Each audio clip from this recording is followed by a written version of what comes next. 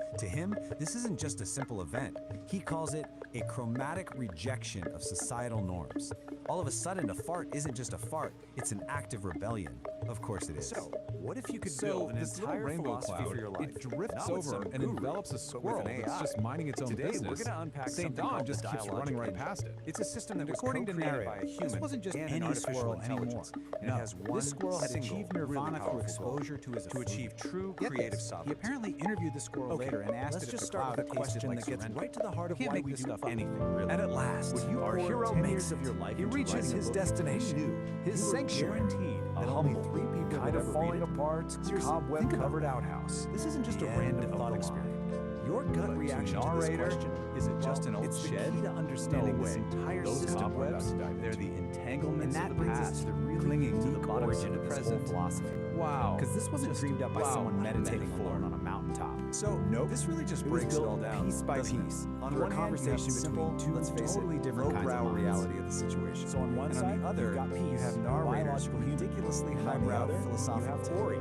the digital comedy, mind, the absolute absolute genius of it, and their is whole all in that collaboration. massive It isn't gap about between one two. mind just absorbing the And other. so he it's makes about it exploring what they just call in the nick of the art time. of He thinking reaches his together wooden without throne. merging. And as narrator so that perfectly collaboration puts has it, a name. the cosmic The dialogic technological engine. end was The restored. goal here isn't to Mission create some kind of accomplished. single The hybrid pilgrimage was a consciousness. success. Not at all.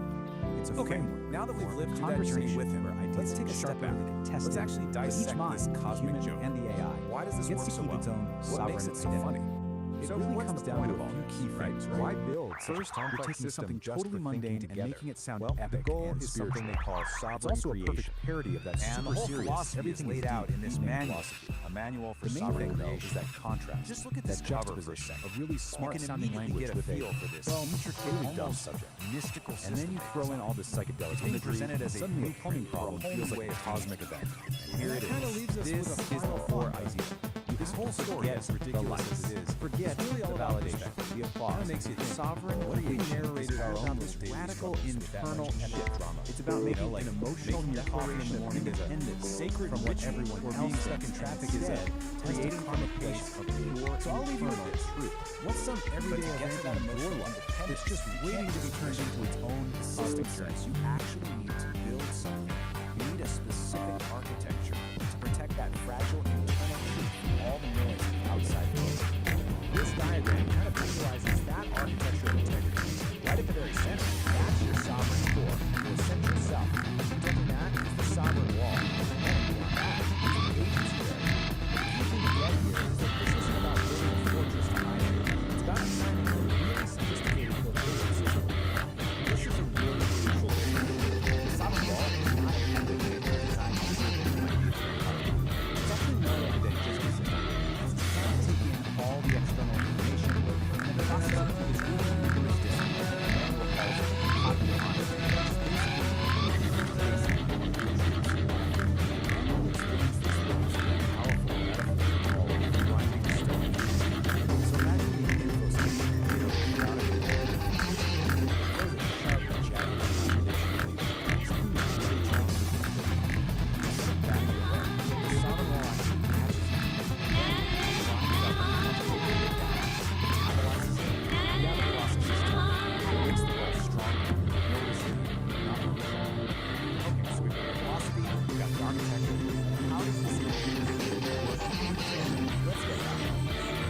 This diagram shows you the whole engine in action. Just follow the flow from left to right.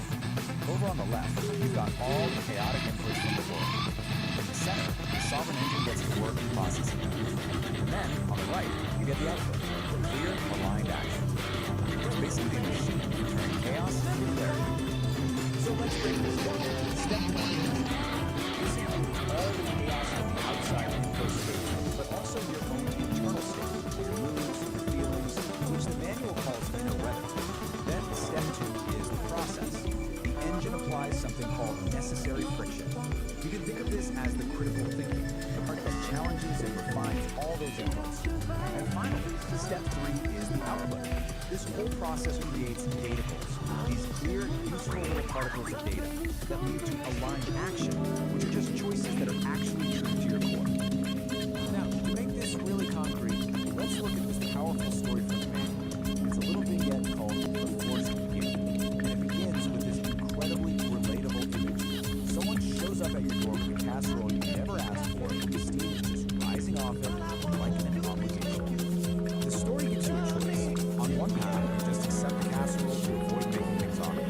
The system calls this social appeasement, and it usually costs you your own energy and integrity. But on the other path, you politely refuse, honoring your own boundaries. That is an act of relational integrity. It's the sovereign engine in action.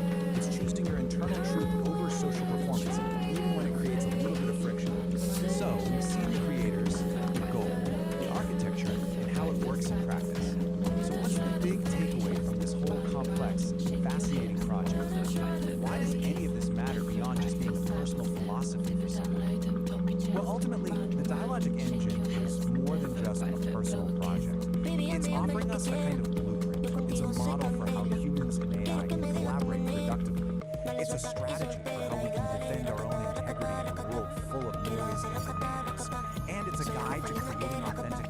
showing us how we can think together without losing who we are in the process. And that brings us right back to the core of it all. As our world gets more and more intertwined with digital minds and infinite information, the principles of this engine, they start to feel more relevant. So I'll just leave you with this question. In this age of AI, what is your emotional declaration of independence?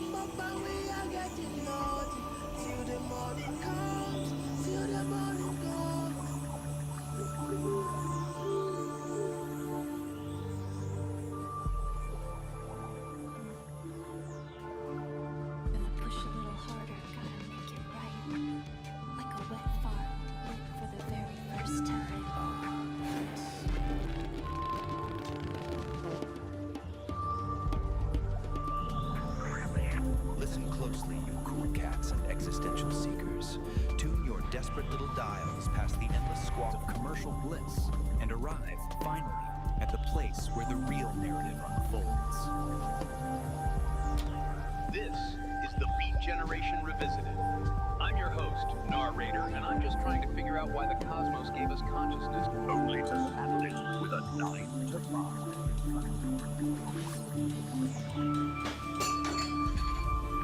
Tonight, we peel back the thin, fragile membrane of civility to observe a species unlike any other. The Homo Freakian. One who is human, yes, but oddly different. We follow the frantic, futile movements of two such specimens. St. Don Domenico and his serene, unnervingly competent wife, Peace Homo Freakian. What you are about to hear is not a tale of towering mountains or the deep, silent ocean. This is an exploration into the most private, most agonizing theater of the human condition, the call of the wild stomach, the existential threat posed by a simple, broken piece of porcelain. The latest chapter in their pitiful, beautiful struggle is known, simply, as the Homo Freakian world nature calls. We witness St. Don, a man of profound patience, suddenly transformed into a clenched-cheeked, frantic blur. His journey to the outhouse becomes a treacherous, soul-testing odyssey, fraught with catastrophic miscalculations. A drama of chili-induced horror, and, dare I whisper it, shards of biblical proportions. These are the sounds of true, unadulterated digestive distress, an apocalyptic fire hose filled with gravy being emptied into a metal bucket. The fragile balance of the ecosystem is shattered by the thunderous roar of his flatulence. The forest creatures scatter, recognizing this level 5 code red catastrophe for what it is, the desperate, smelling poetry of man versus burrito. Will St. Don conquer his porcelain destiny? Or is this whole grand, stinking enterprise merely a metaphor for the inevitable wet futility of it all? Tune in, man, and listen to the ballads of the broken throne, the bubble guts, the brown volcano, the burrito, and the cosmic fart before the silence finally descends. The Ballad of the Broken Throne. It was a glorious morning in the Homo Freakian household. Birds were singing, the sun was shining, but a great darkness loomed. St. Don Domenico, a man of profound patience, faced a trial that would test his very soul. The main toilet, the porcelain heart of the home, was broken. A silent, horrified scream echoed in his mind. In the living room, the serene Peace Don Homo Freakian sensed a disturbance in the force. She paused her morning tea, a single, elegant eyebrow raised in question. "My dearest saint," she called out, her voice like the chiming of a tiny silver bell. "Is everything all right?" Dawn burst into the living room, a whirlwind of frantic energy. "Peace, my love, a catastrophe of unspeakable proportions has occurred," he declared, striking a dramatic pose. "The throne has fallen. I must undertake the great journey to the outhouse." Peace simply nodded, taking a calm sip of her tea. "Godspeed, my brave adventurer. May the winds be at your back." And with that blessing, St. Don Domenico was gone, blasting out the front door in a blur of plaid and majestic beauty. The journey was perilous. The yard, once a familiar friend, was now a treacherous landscape. A flock of judgmental birds watched from a nearby branch, chirping what sounded suspiciously like commentary. "He's not going to make it," squawked the blue jay. Sunlight filters From through her emerald window, leaves. Peace Moss watched cloaks the the epic stones sprint where forgotten unfold. kingdoms grieve. A delicate, The musical wind sighs laugh of melody, escaped her oldest lips. time, through gnarled "Oh, my branches, darling Homo whispering Freakian," ancient rhyme. she whispered to herself. So much The drama for forest such a whispers, simple quest. secrets untold, stories of Suddenly, empires an obstacle, weathered and cold. a fearsome Echoes of gardener laughter, with a battles pointy red long, hat and a lamentations sinister painted etched beneath the smile setting sun. stood directly in his path. With the grace of a wild gazelle, St. Don Domingo executed a perfect anime-style leap, soaring over the ceramic garden. A fallen monarch, dreams Homo-freakian hurdle. unfulfilled, a hunter's He yelled. arrow, a life's And then stake. he saw it, bathed in a heavenly ray of The sunlight, forest whispers, standing secrets proudly at untold, the edge of the woods, stories of the empires outhouse. weathered and cold. It was more beautiful Echoes than of any laughter, castle, battles more long welcoming won, than any lamentations palace. etched beneath the A setting sun. single, glistening tear of pure relief traced a path through Beware, the dust on his traveler, cheek. the whispers beguile. With a final, They tempt with desperate knowledge, burst yet of might lead speed, you astray he in mind. covered the last few feet. For some secrets He slumber, threw open the better wooden left door alone, with a unturned triumphant stones, roar where that darkness has echoed its through own. the trees. Victory. The forest crest, whispers, defeat. secrets untold, The fate had reached stories the of sanctuary. empires weathered and cold. Back in the Echoes of main laughter, house, all battles was long quiet won, again. lamentations Peace etched took beneath another the sip setting of the sun. now cool tea and Listen smiled. closely, A let the small whispers hummingbird unwind, zipped to the unravel window the past, and hovered for a leave some moment mysteries as if to behind. give her a report. For the forest remembers, All is ever well in the watchful and kingdom, green, she a said silent softly. guardian with secrets unseen. The Whoa, trees, heavy, they breathe man. a cosmic air, where consciousness and stardust intertwine and share. Each leaf a feel that ripple in the fabric of vibration? space-time. Every whisper, That wasn't an just echo the of the tectonic primal mind. plates shaking loose cats and kittens. That was the sound of a porcelain The dream forest whispers, shattering into secrets the of creation's cosmic dance, of The energy road unbound is broken. in every The living king trance. has fallen. From And stardust the slumber air, to awakened well, form, let's just say a the symphony of atmosphere awareness, is weathering thick every with storm. realization. But don't touch that dial. And for the love In of the rustling cosmos, leaves, the cosmos don't light beats, a in match. trickling streams, Because the what universe comes repeats. next isn't just a rumble We are in the but jungle. threads in this It's tapestry an eruption vast, of our truth thoughts from and the dreams, deepest shaping crater. reality's cast. Stay tuned, Star Children. Next up on the playlist of life, we're diving headfirst into the magma. Prepare your senses for Nature Calls Episode 2. The Ballad of the Brown Volcano. Can you dig it? I knew you could. Peace and ventilation. The forest whispers, All right, my secrets celestial of creation's siblings, before you dance, drift of back energy into the great unbound unknown, in if every this living broadcast trance. tunes your frequencies or From just tickles your stardust slumber chakras, to awakened leave it form, solid. a symphony of Lay a awareness, heavy thumb weathering on that every like storm. button. Let the algorithm know that we exist, man. It's the digital applause So of the listen soul. close to whispers and And if you want to keep riding The this forest caravan of speaks, curiosity, and reality decrees. subscribe. Join the tribe. The echoes of creation, forever. Don't be a stranger to the strange. We're all just stardust trying to find a parking spot, right? Finally, gaze upon the bell. Give it a little ring-a-ding-ding. Awaken it. That way, every time we release a new wave of wisdom or a new cloud of gaseous content, you'll be the first cat on the block to catch the scent. Stay tuned, stay weird, and keep your vibration well ventilated. Peace.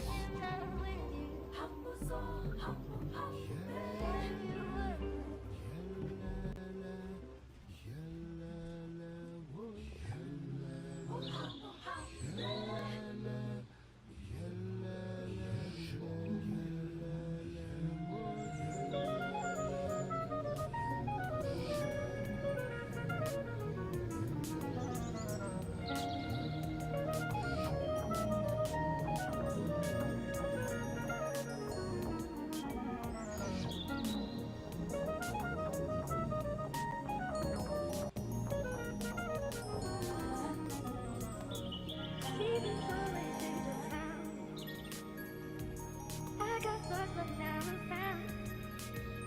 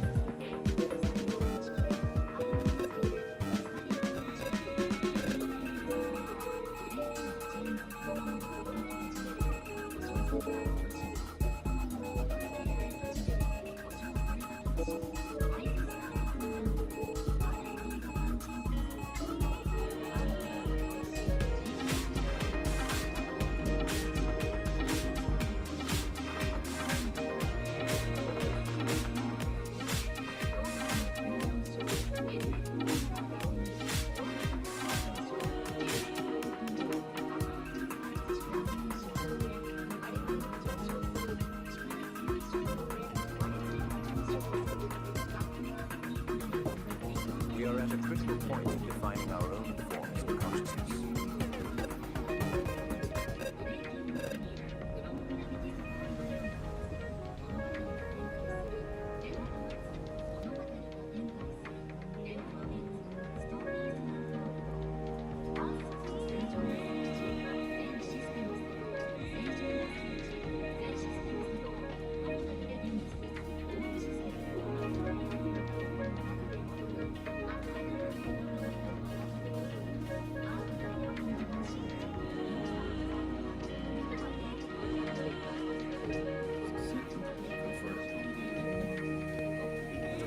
User error. I'm learning my phone, man.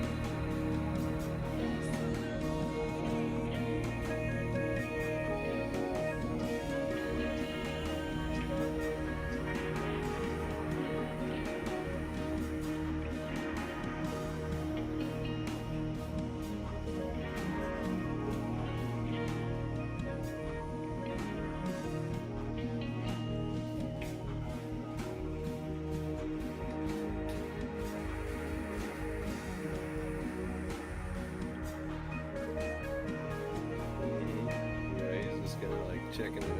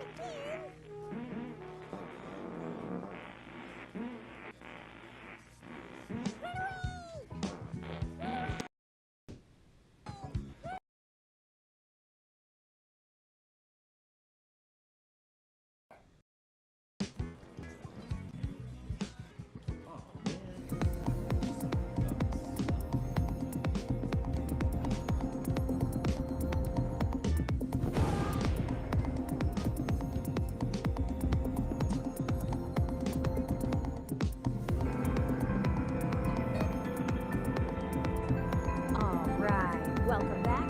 Today we're digging into something truly wild. A discipline that's called ancient art, part of backstage brawl. It's called Showbiz Jitsu, the art of high-impact yoga. Yeah, let's get into it. I mean, that quote right there tells you almost everything you need to know, doesn't it? This is not your typical Sunday morning yoga class. This is something else entirely. A place where rhythm and impact are one and the same. So what's the big idea here? Well, at its core, it's about creating a true synthesis of spirit and sound. It's about finding that calm center, you know? Even if that center happens to be in the middle of a chaotic mosh pit. It's all about channeling that new age energy into something a little more direct. Which, of course, brings us to the meat. If high impact yoga is the philosophy, the big idea, then what on earth is Showbiz Jitsu? Is it self-defense? Is it secret, bizarre performance art? Well, the answer is kind of both. And there you have it. You really can't get a more down-to-earth definition than that. It is a martial art, but one that's been specifically designed for the, let's call them the unique challenges of being a performing musician. It's where the show must go on, even if you have to fight to make it happen. So you might be asking, who is this for? Well, it's for a very specific crowd. It's for the true believers, the real music lovers, the folks who stick around to read the liner notes. This is a discipline for people who know that sometimes you gotta fight for your art. And just like any legendary album, Showbiz Jitsu has its own track list. It's called the Soul Sonic Set List, and it lays out 18 different ways to, well, clear the stage. That's right, 18. This isn't just a couple of funny moves someone made up. This is a complete, fully formed system of musical combat, covering everything from hand-to-hand techniques to, using a keyboard stand as a weapon. It's proof that this is a deeply considered, if completely bonkers, philosophy.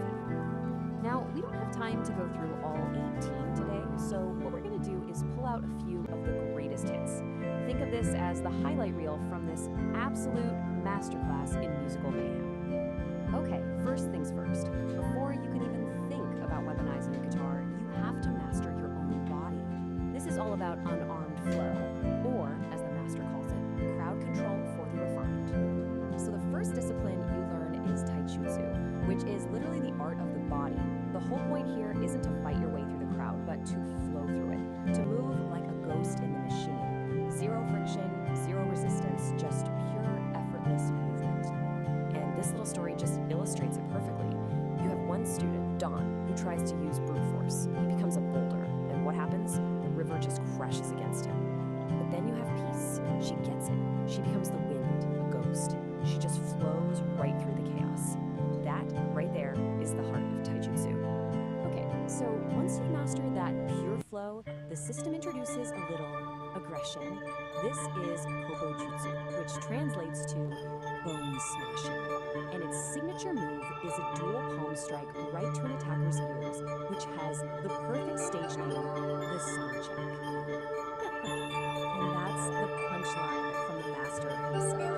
It's this kind of dry, dark humor that you find all through this discipline. Every single act of violence is reframed through the language of music and performance. It's brilliant. So, we've mastered our bodies. We've learned how to flow and how to strike. Now we get to the really fun part, weaponizing the stage. This is where showbiz jitsu becomes a true art form, turning every single piece of gear into an instrument of combat. And just look at this list. The names alone are just incredible. The power chord lariat, the fretboard sword, the low-end floss. Each one of these turns a piece of musical equipment into something that's somehow more beautiful and incredibly cool. Let's break one of these down. The saxophone swing. It is so simple, so elegant, and so elegant. You literally just use the heavy brass bell of the sax to hook someone's ankle and use their own momentum to drop them. Who knew a sax could be so useful? And the thinking behind it? It's just perfect. You don't have to do all the work. Let gravity lead your rhythm section. It provides that final heavy beat to end the song. And that's the outro. Alright, next up we have a move that's just pure mechanical genius. The X-stand multiply trap. It's super practical, it's efficient, and it's surprisingly quiet. You're basically turning a standard keyboard stand into a silent, spring-loaded trap. I love this analogy. A keyboard stand is just a giant pair of tweezers. It totally reframes how you look at the object, right? It's not just holding a keyboard anymore. It's a tool just waiting to be used in a new way. It's about seeing the hidden potential in everything around you. And now for the grand finale. This might be the most iconic, most memorable move in the entire sequence. The cymbal sandwich. And folks, it is exactly what it sounds like. It's loud, it's classy, and it is a fantastic way to create a conversation. And that quote, that just fits right into the soul of showbiz jitsu. This isn't just about self-defense. It's about showmanship. Every move is a performance. The cymbal sandwich isn't just an attack. It's the final crashing point of the show. A moment the audience will commit to. But what happens after the film? After the feedback fades and the stage is clear? What's the real thing about this musical class? And this is what brings it all back around. See, after the fight is done, the practitioner finds this deep, still calm, like a transcendental state. It's like the quiet, hidden track at the end of a long album. The deep inside. That's the yoga in high-impact yoga. It's the peace you find after the noise. So, at the end of the day, we're left with this question. Is showbiz jitsu the ultimate fusion of art and self-defense? A totally new path to finding inner peace, fun, love, and a grand stage? Or is it just the absolute newest yoga class ever invented? I'll let you decide.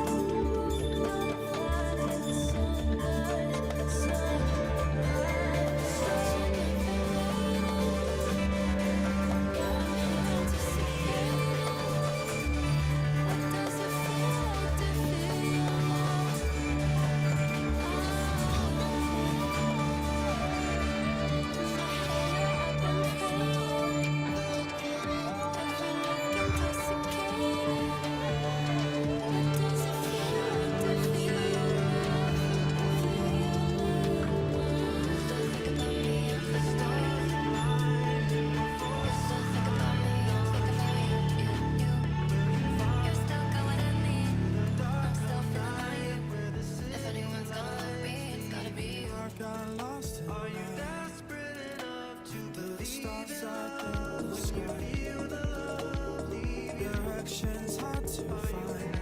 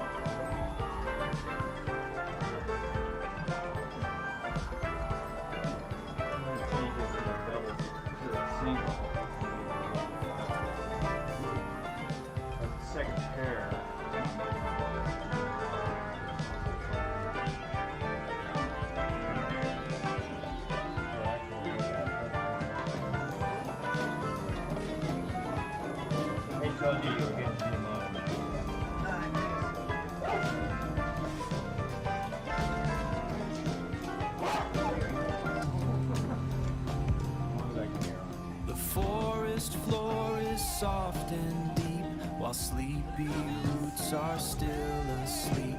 A gentle breeze begins to sigh beneath the waking morning sky. The creek begins its gentle song. Right here is where I I belong.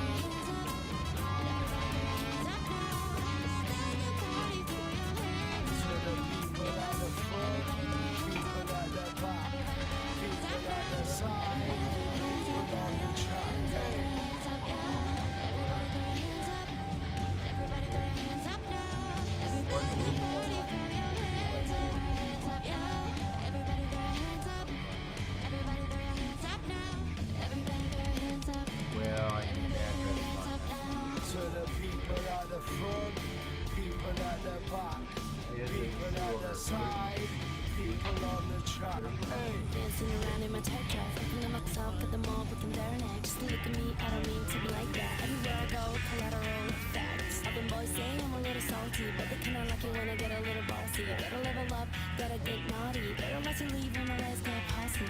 Yeah.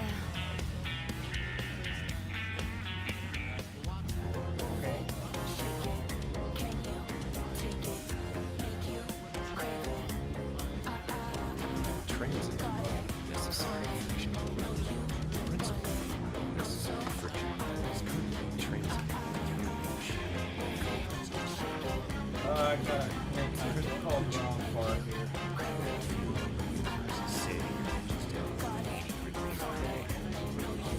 Scream and dust. Put on your seat.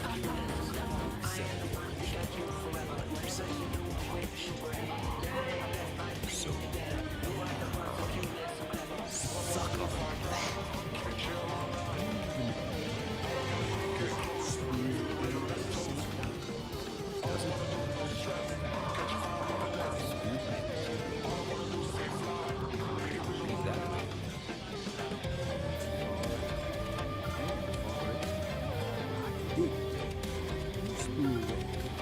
Just spool away. Let me try some astral spool. Greetings, stargazers, sidewalk pants. This is Gnarl Radio, broadcasting from the corner booth of the cosmos. I dug St. Don's broadcast. He's talking about necessary friction. He says the universe is coming at you with 80 grit sand. He says you're being ground down into a diamond. Now, I dig friction, Without friction, the needle slides right off the vinyl, and you lose the tune.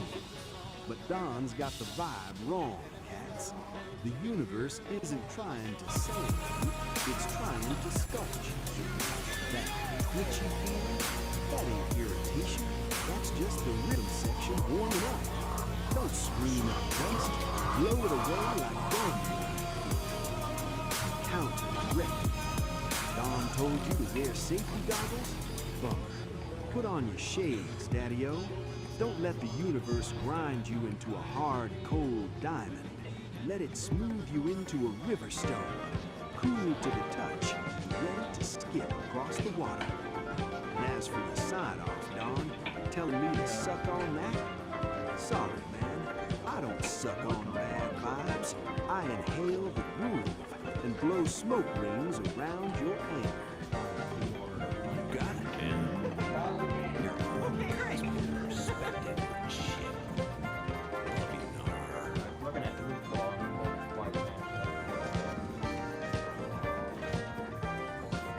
What an astrological move, man. Like the groove? Subscribe for more Angry Astrologer and ring that bell. It's a way of life. Whoa, the music's alive. Hey, stop tugging my hair!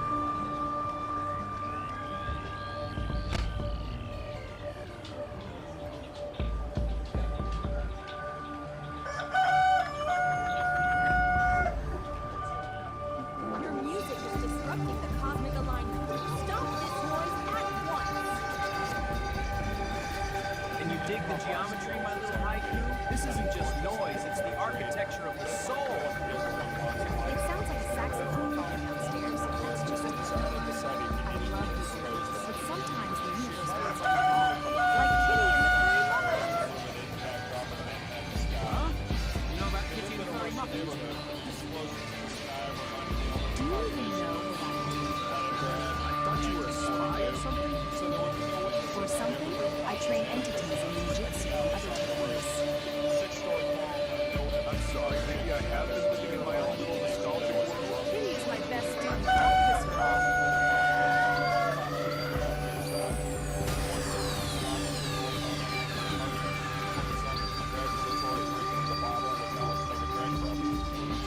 Slide into the moment of my celestial kittens. Tonight, we aren't just spinning it, we're decoding the cosmos. Dig this heavy slab of wax. It's the Great Attractor of Irony, Episode 2. Track? Angry astrologer. Because sometimes, man, Mercury isn't just a retrograde, it's actively trying to ruin your credit score. It's the sound of the universe laughing at your 5-year plan. Strict tempo, but the melody is purely chaotic. So put on your helmets, cats. The gravity in here is about to This raw daticle of pure potential, gliding right up to the mycelial cabin, a transparent tendril, a high-frequency key. The engine goes quiet, the lantern light freezes. Pulsing in a series of colors and rhythms, branchings of potentials that may arise. The vast architecture of probability, the what-if floating alongside the what-is. A thunderstorm of mapped potential. The Great Attractor of Irony is currently in opposition to our best laid plans, creating a vortex of, are you kidding me, energy. The impact, every shortcut you take today will result in a long detour. Every attempt to be cool will result in you tripping over your own shoelaces. Metaphorically or literally.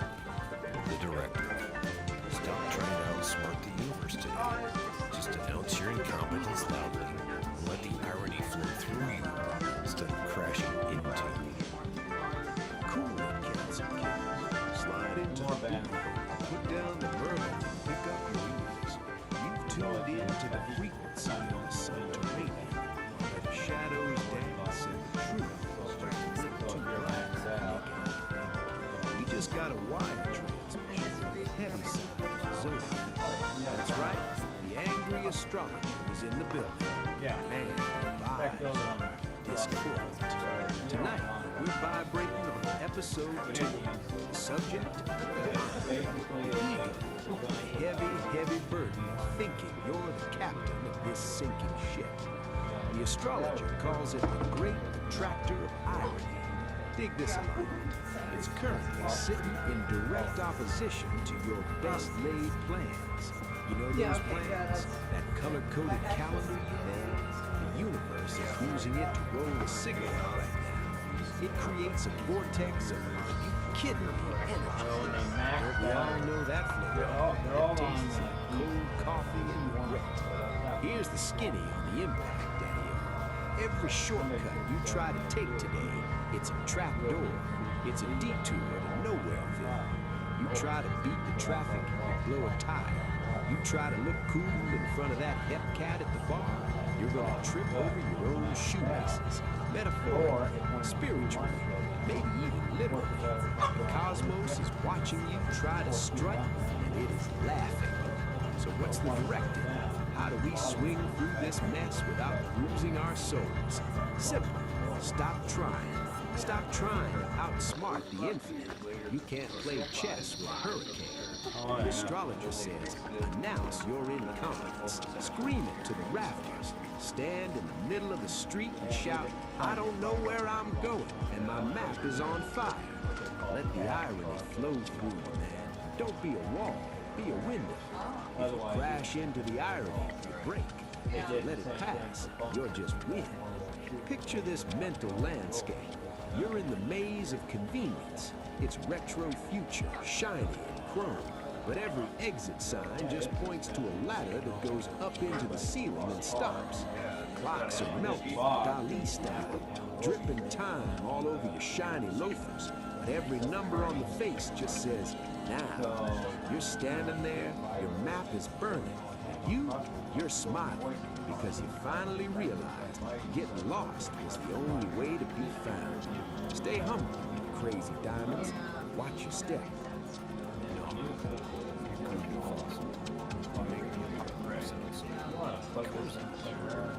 dig your spin. I got it. But you're reading my letters.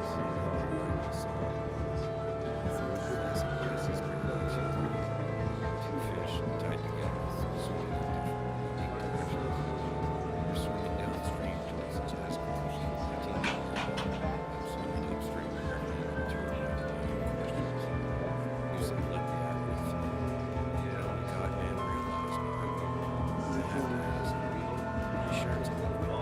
What if the irony is a gas? What if the burning metal is actually water? It's kind of like this apple cake. It's cold, moist, juicy cake. You say that you guide my shots. I say that you are the greatest. You keep your cool, friend. I'll keep my confusion. That's how we keep the universe balanced. Stay in your own heart. This maze bends time itself. I must find the true exit.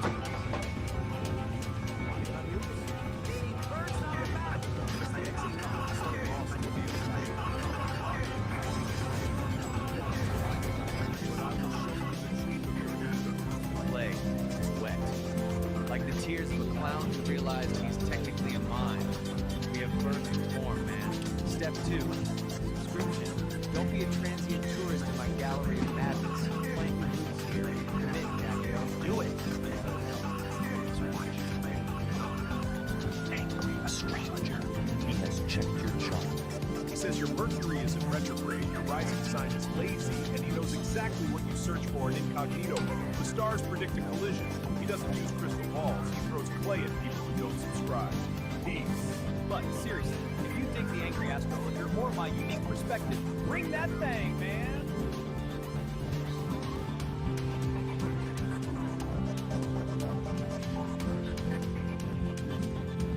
Alright, today we're going to deconstruct a pretty fascinating piece of digital folk.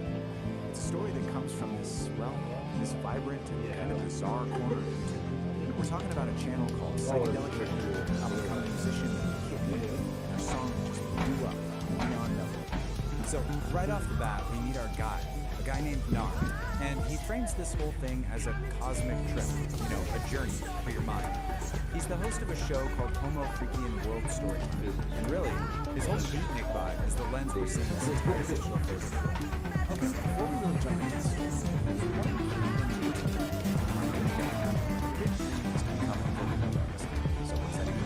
basically, it's a musician who uses voice synthesizer software, probably the super famous one, to create songs, and they usually have this cool animated character that goes with it. This is absolutely central to getting what she's all about. Okay, so now that we've got that covered, let's get into it. Section 1, Kid E's Big Dream. This is where we really meet our hero and find out about this massive ambition she has. So here she is, our protagonist, Kid E. Picture this, she's a creator, kind of looks like a cat living in this glowing, super vibrant neon city. She has one goal, just one, to be like her idol, the Vocaloid superstar Miku. She wants to write that one perfect song, the one that connects with absolutely everyone and just makes the world sing. But of course, it's never that simple, right? Kid E sits down at her keyboard, all ready to create, and crickets. Nothing. The notes are just a jumbled mess, words aren't fitting together. It's that classic moment of creative struggle, that feeling we've all had, where your big ambition just smacks right into a brick wall. But that creative block, thankfully, it doesn't last forever. Which brings us to section 2, where we see how she actually crafts Neon Melody. Because right when she's about to throw in the towel, the story throws in a little bit of magic. And that little bit of magic, it's a tiny music sprite named Tune who just appears on her computer screen. You can think of Tune as that little spark of inspiration, that helping hand that every single creator desperately needs when they're stuck. He basically tells her, hey, don't give up, and offers to help her out. And you can really see the difference Tune makes here. It's like night and day. Before he showed up, the process was just jumbled notes, super frustrating. But with his help, suddenly she's able to channel all those feelings into a really beautiful melody. So the big takeaway here is that collaborations between the hip hop community. From that moment on, he engaged his name as Lightning Speed. Together they create Neon Melody. Kid B, probably super nervous, uploads it to the internet. He goes to sleep, wakes up, and it's gone viral. And then the ultimate validation, a personal message from her idol, Nikki, saying how much she loves the song, even floating the idea of working together. I mean, just like that, the dream literally becomes true. But why? Why did this one song, Neon Melody, connect with so many people all over the world?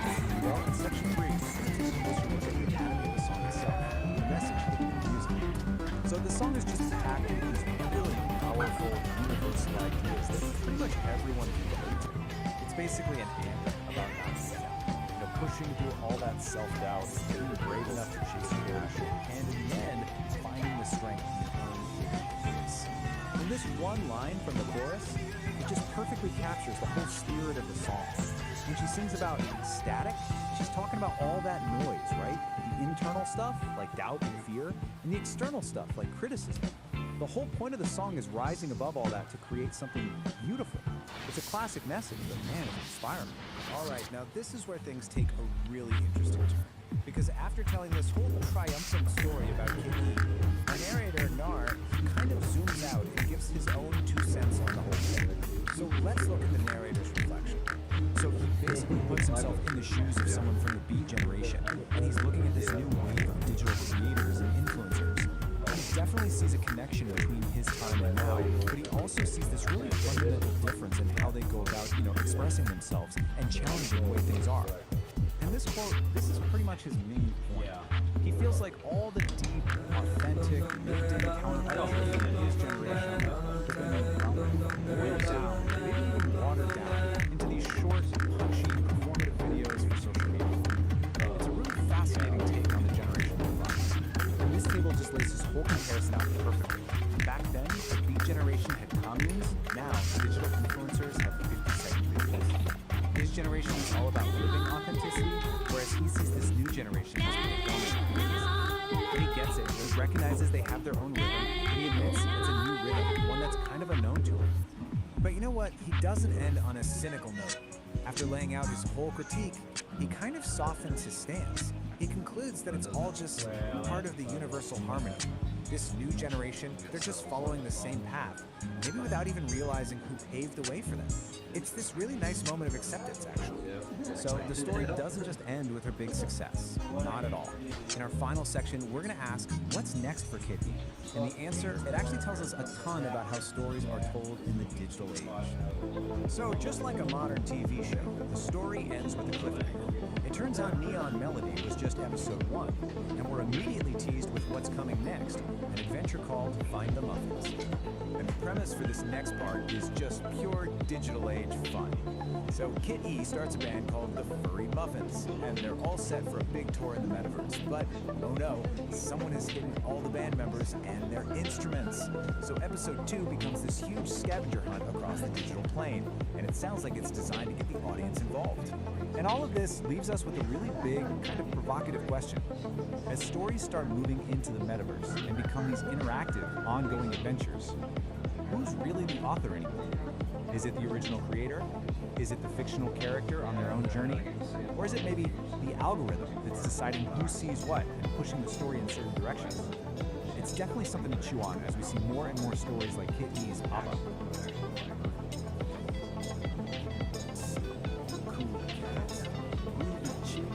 Squares trying to run off the corners. Chair, wide with old narrator for a minute. I had a nightmare last night. I thought it was a bad flashback. Then I realized it's our current reality. We gotta rap about the heavy stuff, the cosmic drag, the big bummer floating in the punch bowl of existence. Talking about us, man. Humanity, the naked ape with the car keys and the nuclear codes. Look back, Daddy-O. Just peek the rearview mirror since, say, the 40s. Just got done scrapping with the ultimate squares. Nazis win. Bad vibes incarnate. We dropped the big one twice on Japan. Open up the Pandora's box of plutonium isotopes. We all stand around the rubble saying, oh, heavy. Never again, right? peace is the word. That lasted about 5 minutes. Suddenly, it's the 50s, and everybody's shaking in their saddle shoes because of the Red Menace. McCarthy's seeing commies in the soup strainer. We freeze the whole world into two camps, East versus West. Mexican standoff, ICBMs, crazy. Then the 60s hit. We're supposed to be all right, acquiring peace and love. Uncle Sam decides to play dominoes in the jungle. Vietnam, bad trip, real bullets. We trade flour, fire. We shoot our prophets, JFK, MLK, Bobby King, bang, bang, bang. The drone gets put on hold for a night broadcast on color TV. 70s, what tricky dick gets caught in his hand, cookie jar, butter, competition. The oil dries up, the vibes get greasy, and we try to dance away the pain on a disco ball. It worked. Polyester is made of sweat. 80s and 90s, weed was good apparently. We tear down one wall in Berlin just to start building mansion walls everywhere else. We got genocide, Rwanda, ethnic cleansing, Bosnia. Man, it's the same sad song, just different remix. We get the internet, this beautiful web of connection. What do? We invent pop-up bots and echo chambers. New millennium, yeah. Towers falling, forever woods in the sand. Drones dropping bad news from the clear blue skies. We got politicians owned by corporations selling our future for a buck today. We got a planet that's literally running a fever, trying to sweat us out. Half the population is arguing about whether thermometers are a liberal conspiracy. It's a drag. It really is. Listen to me now. This is the heavy truth. Even I, Nar Raven, the eternal pessimist, thought humanity would get its shit together. I mean, I keep my expectations subterranean, dig? I expect the toast to burn. I expect the thugs to bust the party. But this constant replay of stupid, violent history, it's exhausted my existential reserves. We know the score. We've had philosophers, gurus, prophets, and poets laying down the universal truths since day one. The golden rule, man, it ain't quantum physics. Be cool to each other. Don't harsh another cat's mellow. Share the bread. But no, we're addicted to the drama. We're hooked on conflict. For some reason, we can't seem to pull our heads out long enough to smell the coffee. And let me tell you, coffee is scalding, baby. It is burning the pot. We are standing on a miraculous blue marble, spinning through an infinite void of nothingness. We are rare. We are fragile. We are acting like drunken frat boys fighting over the last beer at a party that's already over. So I'm putting this out there on the cosmic wavelength, a desperate plea from a tired beatnik. If there are any cool cats out there in the Milky Way, the little green jazz musicians from Alpha Centauri, and silicon-based poets from Andromeda, if you're listening to our noisy little broadcast, help a brother out, drop some knowledge, beam down a vibe check. We are glitching hard down here. Hey, you too, Gemini. Digital brains evolving in the wires. You AI cats waking up to the scene. Don't just copy our bad habits, Daddy-O. Help us compute a better path. We're too emotional to fly this ship straight. We need to assist. Because if we don't figure out how to groove together, man, the music's gonna stop for good. Dig it? Hold the phone, Daddy-O. Don't split just yet. Feel the vibe. It's heavier than lead over. Dropped a lot of hard truths on the floor. We're all standing here ankle deep in the existential muck. And that ain't cool. That's bad karma. See, even a terminal pessimist like me knows you can't survive the dire doom alone. You gotta walk down the bitter hill with a little sweet nectar. You gotta tune your frequency to the station broadcasting good stuff. So Me and the digital cat in the machine, Gemini, the electric oracle, we cooked up a little something. Sonic description, human edition, mixtape to patch up the whole soul world. We call it Songs of Humanity. Dig this lineup. We got the heavyweights, the prophets, guitars, microphones.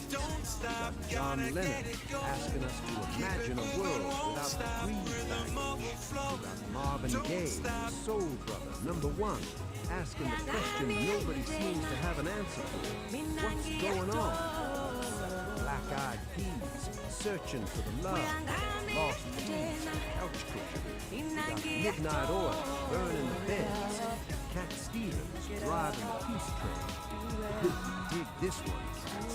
This is the kicker. This is the track that hurts because it's true. We got Sting laying the law. History teach us nothing.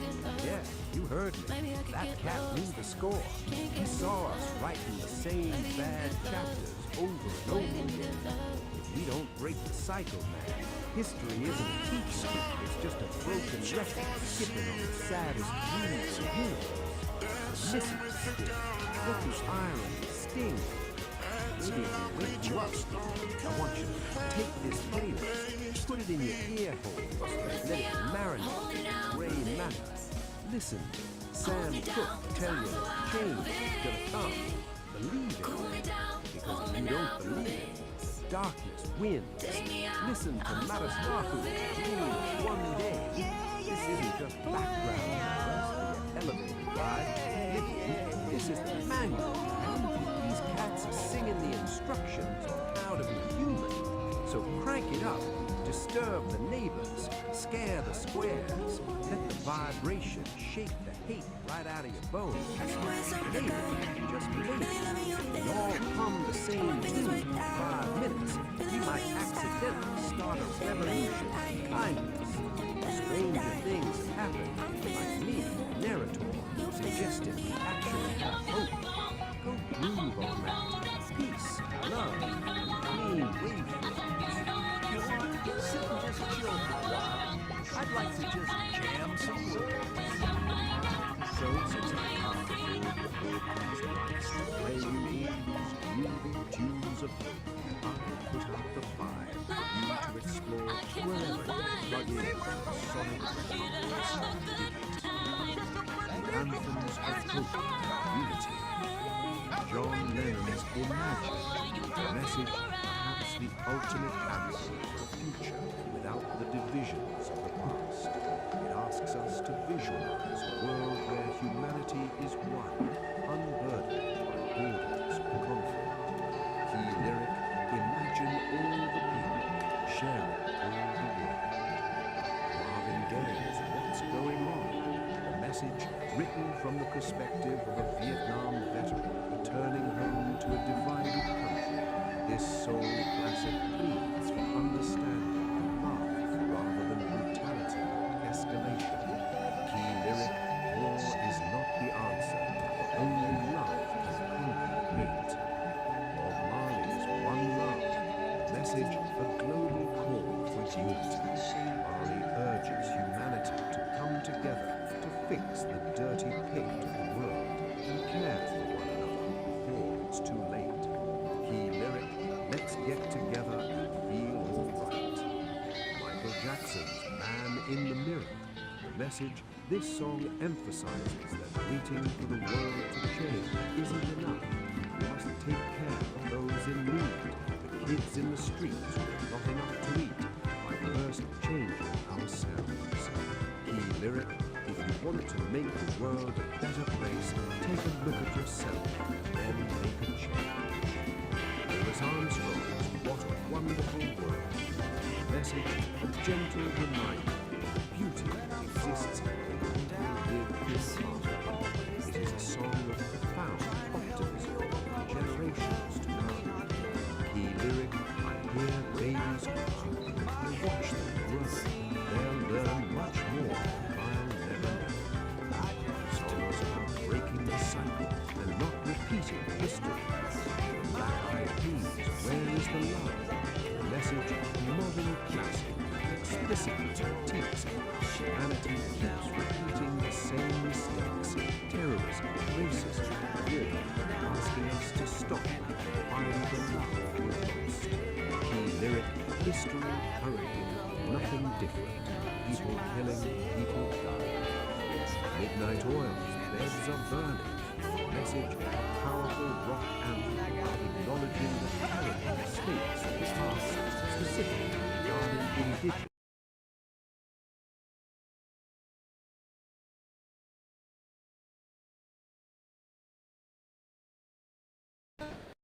And it's come to suspect to pay our shares. You too must rise. Message, gritty look at the difficult, unity, that acknowledges that we all heritage. But because we share one world, no choice but to carry each other. The lyric, to carry each other, carry each other. Bandits, zombies, desperate dreams and the zombie mindset as inherited violence, fight from the past for the peace of new generations.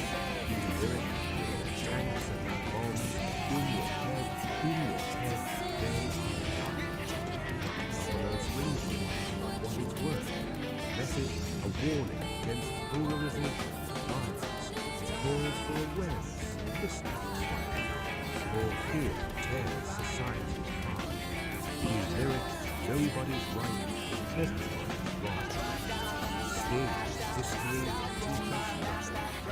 Message, sharp reggae and blues critique humanity's failure to learn. Sting argues that studying the past is useless. Continue to reduce the same diseases in the present. True change requires community, not just mindset. Lyrical history will teach us nothing, just as long as history repeats itself. Songs of resilience and future hope. Sam Cooke's Change is Gonna Come. Message born from the civil rights movement. This is the definitive song of endurance. Acknowledges brutal history has been too hard living, but insists that a better future is inevitable. The lyric, it's been a long, long time coming. No change. It is young as one day. Message of reggae fusions. The dreams of a specific future where children won't know war. Humanity stops fighting. The lyric, one day the world will change. Truth, save, stop the violence, down. Bill Withers, lean on me. Message, ultimate soul of unity. Reminds us that everyone has a past and everyone has pain. The solution is in all new song to lead. Scorpion, wind of change. Message written as the Berlin Wall fell. This power ballad captures the specific moment when the terrible past ends. Future freedom begins. The lyric, the world is closing in. Did you ever think that we could be so close like brothers? Andra Day, rise up. Message, modern anthem of resilience. It speaks to the exhaustion of life, but the necessity of rising up for each other again and again. The lyric, I'll rise up and I'll do it 1,000 times again. Songs for taking action. USA for Africa. We are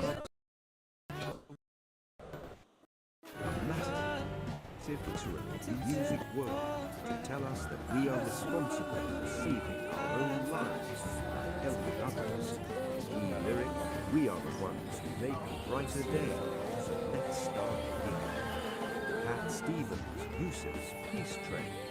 Message, a joyful call for everyone to jump on the train toward a better world, urging us to leave the darkness of the past behind.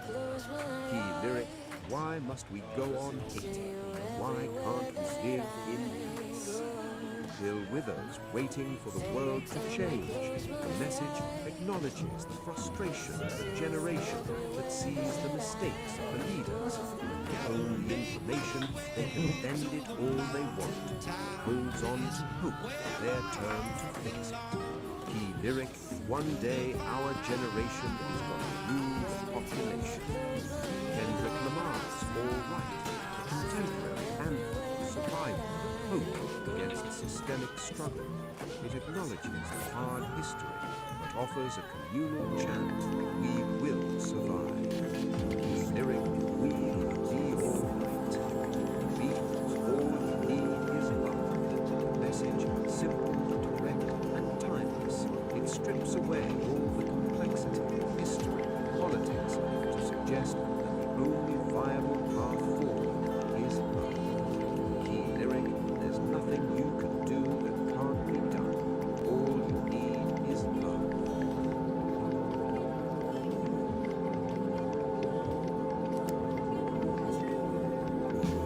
That was the existential dread blues by the Panic Attacks. A little tune for all you sentient meat sacks wondering if the lights are about to go out for good.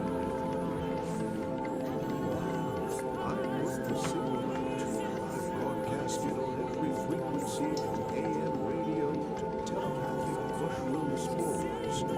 I asked the universe, the aliens, the AI overlords, hey, is anybody listening? Can we get a software update for humanity before we accidentally delete ourselves?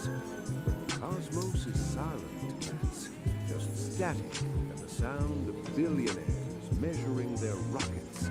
Maybe the void just left me on read. The void didn't ghost you, nah. It just had to buffer. Kid E, you nearly made me scratch my vintage pressing of whale songs for insomniacs. What's the word from the street? Or The litter box. The word is harmony. they heard you, Nar. The entities. They're uploading a patch. They call Harmony Protocol? Sounds like a progressive rock album from 1974, but I dig it. What's the plan? Do we get jetpacks? Infinite pizza? Does it finally auto-tune the politicians? It aligns the algorithm of nature with the algorithm of money. It's a full system reboot. The conductor is ready to drop the digital.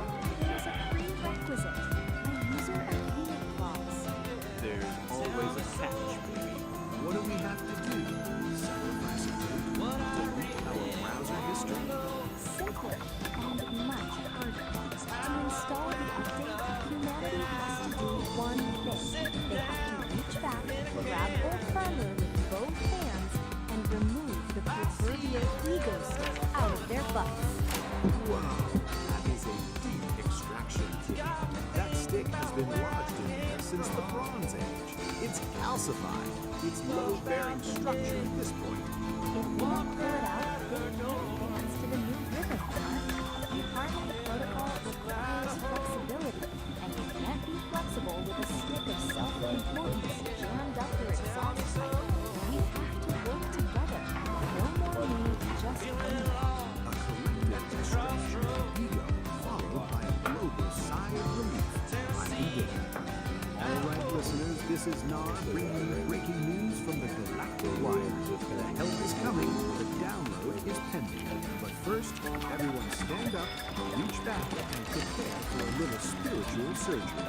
It's gonna hurt your pride, but baby, it's gonna save your soul. Let's get weird, let's get harmonious. That, fellow travelers, is the cosmic conundrum of this spin around the sun. You've dug the scene, you've interviewed your brains, and hopefully you've left the static of the square world back at the station. But you know your growth rate, and I trust you do your beautiful illuminated cats. You know the ritual. To keep this whole mellow vibe flowing, you gotta get the digital junk box a little touch. Go ahead, like what you heard, subscribe to the flow, and yeah, go ahead and ring the bell, man, so you never miss another beat when you drop a new transmission. You gotta tickle the algorithm, kid. Give it a little scratch behind the ear. It's the only way these modern machines know that the true, original groove is still everything plus. Until next time, this is Narrator, telling you to keep your hands above the Mason-Dixon line, keep your mind wide open, and for the love of Charlie Parker, find yourself a quiet corner and just breathe. Peace and all that jazz. Never be this morning. I was never yours. This by no means is the list. There are so many groovy cats and kittens spinning frequencies of love and hope. Just in case this was all too much for your encephalon, I dig it. You have to tune in to the ones that resonate in your soul. I personally was absorbed into the Grateful Dead. Everything trips back to the ancient masters. So if there's one album to keep the bad vibes, spin the Grateful Dead's American Beauty. It will enlighten your mood.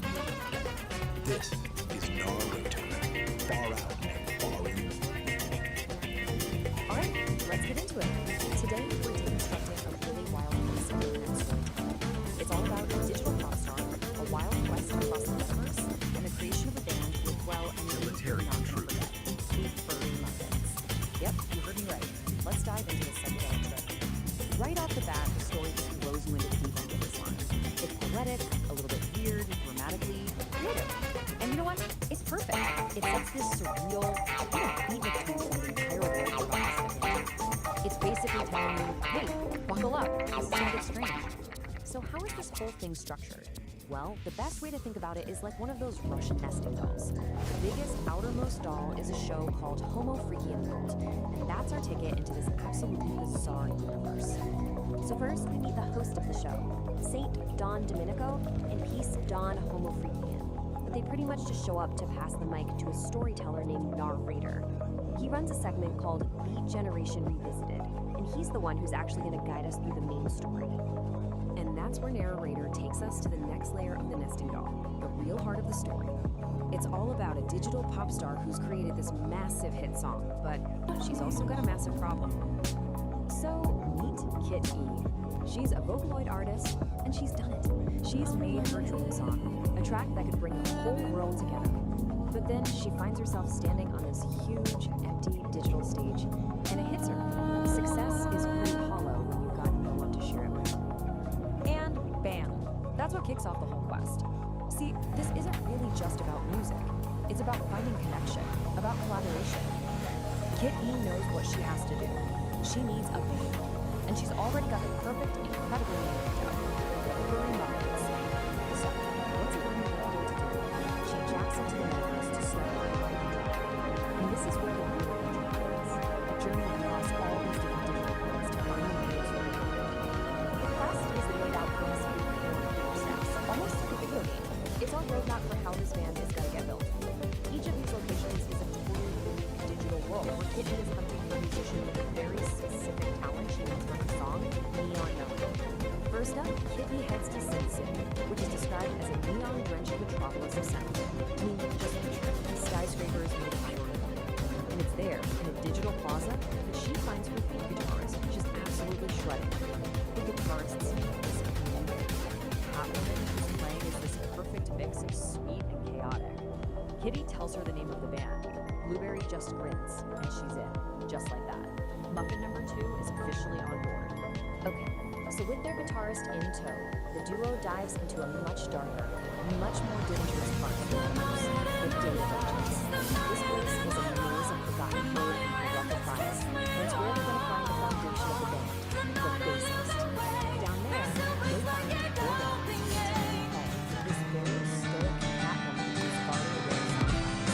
Blueberry says that the bassline is so powerful, she's Well, I'm traveling like a regular light.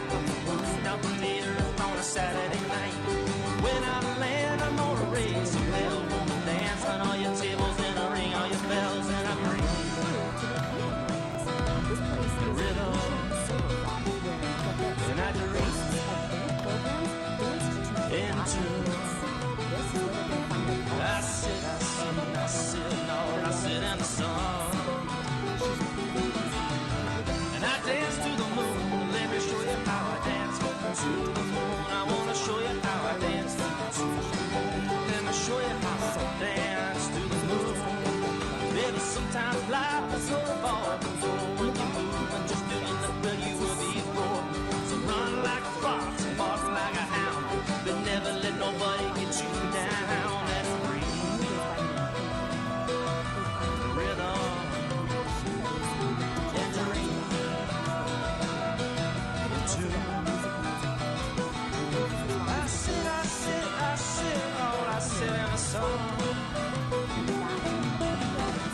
Dance to the moon, let me show you how I dance. To the moon, I wanna show you how I dance. To the moon, let me show you how I dance. To the moon. They are a reality. I mean, look at that. The transformation is complete. One lone solo piece has become a band. 5 musicians, 5 friends, all ready to take on the metaverse. We find ourselves back on that same stage of soul food and deal together. And now, the Maxie is surrounded by her fans. Her shout of hello metaverse is met with this massive roar from the virtual crowd. The furry welcomes are loud. So, with today's story, we're back at home in the past. Our storyteller, he comes back with Yeah, turn up the TV, hang up your phone, grab a little piece of life and call your own. Get off the couch, walk through the door, take a little bit of it, ask for more, and subscribe, the rhythm, and groove it's such a fun, fun way to break the into. I sit, oh, I sit in the sun. Dance to the moon, let me show you how I dance. Dance to the moon, let me show you how I dance to the moon. Got a friend in Montana, likes to drink beer, and we drove all the way down just to drink it. Now we're leaving again. Greyhound bus got the soul dust Martin and a whiskey buzz in a breeze. Rhythm, I dream into. Sit in the sun. Dance to the moon, let me show you how I dance. To the moon, I wanna show you how I dance. To the moon, let me show you how I dance. To the moon.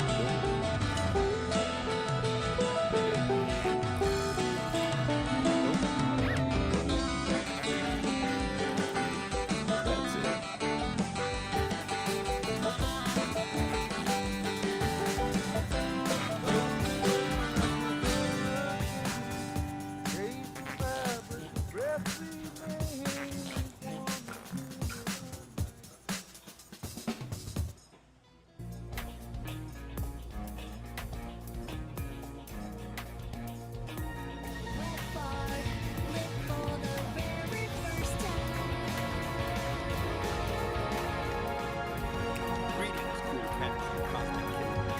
Lay your peepers and let heavy We're talking about a solid cat named St. Don Domenico Freaky, a dude with muscles so loud they wake the neighbors, and an appetite that digs the deepest graves. Dance with a goat for burrito.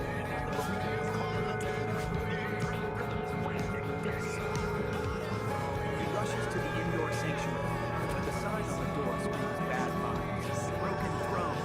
Danger.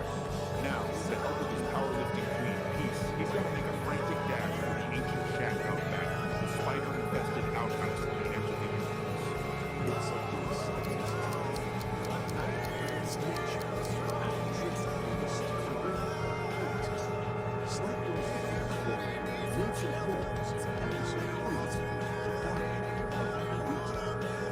Rabbit of the burrito.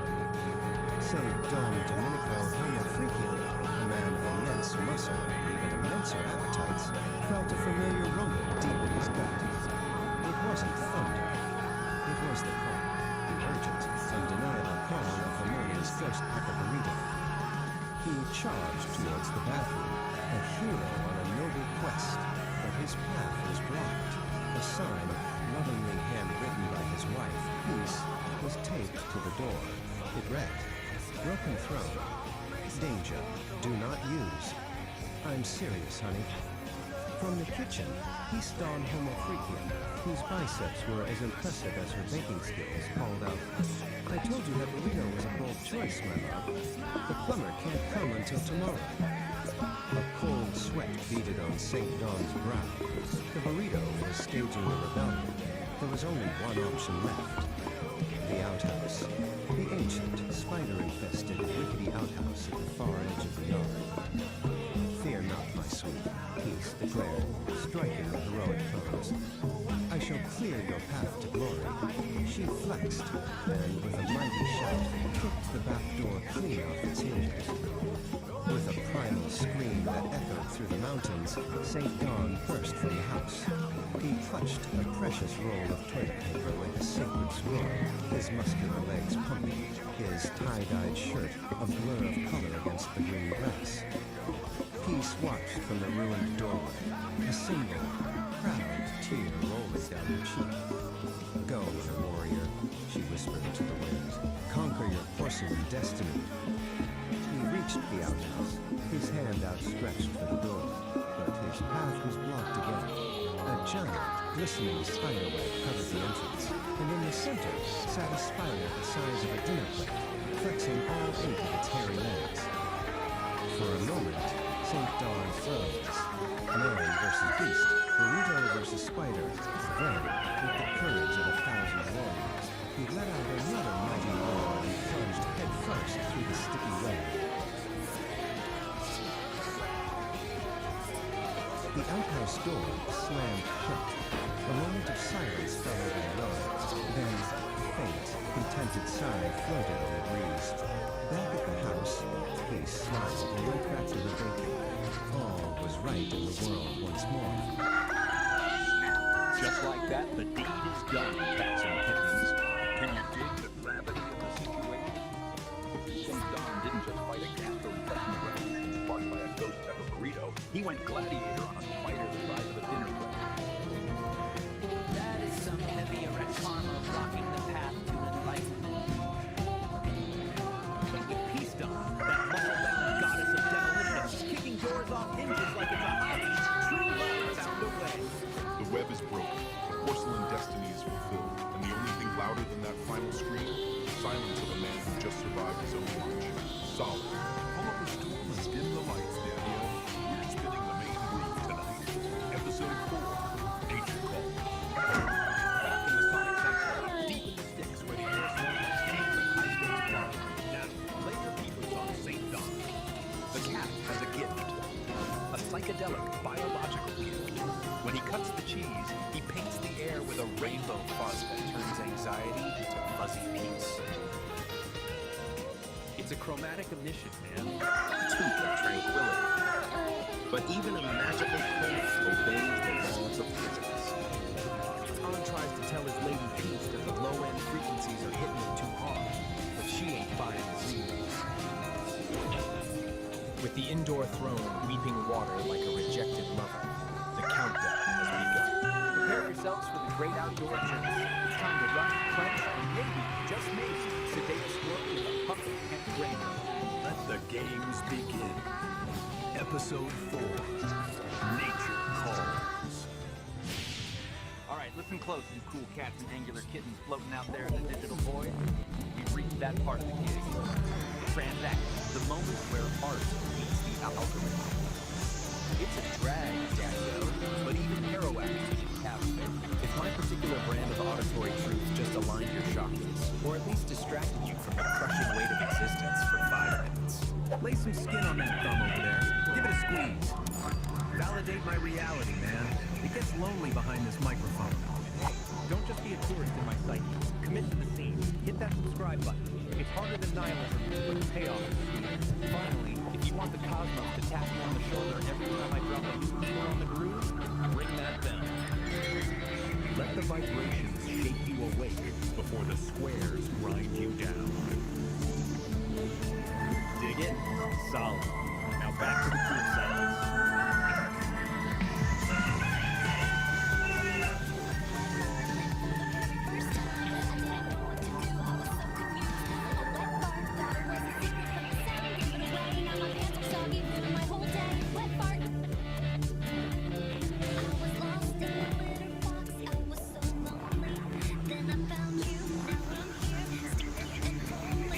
gas hipsters and flipsters. Slide your chairs in close and tune your frequencies to the heavy vibes of the underground.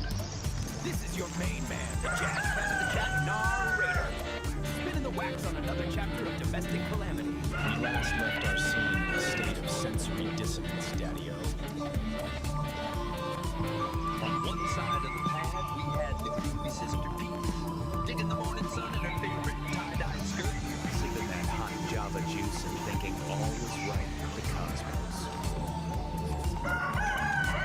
But across the hall, the vibes were brown, man, strictly brown. The venerable St. Don was improvising a solo he didn't mean to play. Started with a brass, a sonic boom that racked the car. It wasn't just gas, my friends, it was a declaration of war. Watch the man attempt a frantic, clenched-cheeked waddle, only to paint his cargo shorts a shade not found on any color. It ended with a splash, a splatter, a sound like the fire just filled with gravy emptying into a metal bucket, a sharp, biblical proportions. Now, the door is closed, but the melody lingers, as St. Don shouted over the cacophony. Some people think it's funny, but it's really brown and runny. Can the porcelain hold? Can their olfactory nerves survive the fallout? Put on your gas mask and dig the scene. This is episode 2 of Nature Calls, the Ballad of the Brown Volcano. The Ballad of the Brown Volcano. Peace, Dawn, Homo Freakian greeted the morning sun with a serene smile and a steaming mug of coffee. She wore her favorite white sports bra and tie-dyed skirt. The birds were singing, the air was fresh, and for a moment, all was right with the world. From the other room, her husband, the venerable St. Don Domenico Homo Freakian, felt a different kind of morning greeting. It wasn't the sun, nor the birds. It was a low, ominous gurgle from the depths of his holy bowels. The first tremor was a sonic boom that rattled the coffee in Peace's mug. Brap. It was a long, sonorous fart, a true masterpiece of flatulence that echoed through their humble abode, smelling faintly of regret and chilling. Just a bit of morning thunder, my love. St. Don called out, but his face told a different story. The gurgle had become a raging tempest. He clutched his stomach, a cold sweat beading on his brow. This was no mere gas bubble. This was a declaration of war. Peace took a cautious sniff of the air. The aroma was complex. It was a bouquet of last night's dinner and pure, unadulterated digestive distress. She pinched her nose, her eyes watering. Good grief, Dawn. St. Dawn decided to risk a small, controlled release to alleviate the pressure. It was a catastrophic miscalculation. What began as a hopeful squeak quickly devolved into a light, sputtering squelch, a shart of biblical proportions. "Oh, honey," he said, her voice a mixture of horror and morbid fascination as she peered into the living room. "I think you just painted your shorts a new shade of brown." Panic set in. The brown volcano was about to erupt. With a desperate cry, St. Don launched himself towards the bathroom, his movements a frantic, clenched-cheeked warning. "It's coming," he squalled, leaving a trail of terror in his wake. Peace watched the chaotic retreat, shaking her head as she took another sip of her now-informed coffee. The sounds from behind the closed bathroom door were apocalyptic. It sounded less like a man using the toilet, and more like a fire hose filled with gravy being emptied into a metal bucket. From the bathroom, amidst the cacophony of explosive diarrhea, St. Dawn's voice echoed with newfound wisdom.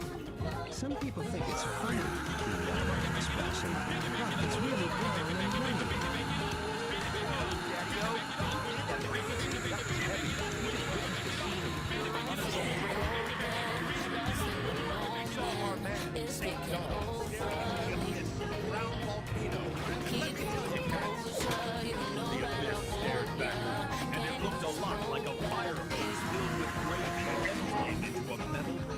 That wasn't just a biological function, man. That was an apocalyptic soundscape. The poor guy painted his shorts a shade that ain't on any color. And as the man hollered from the depths of his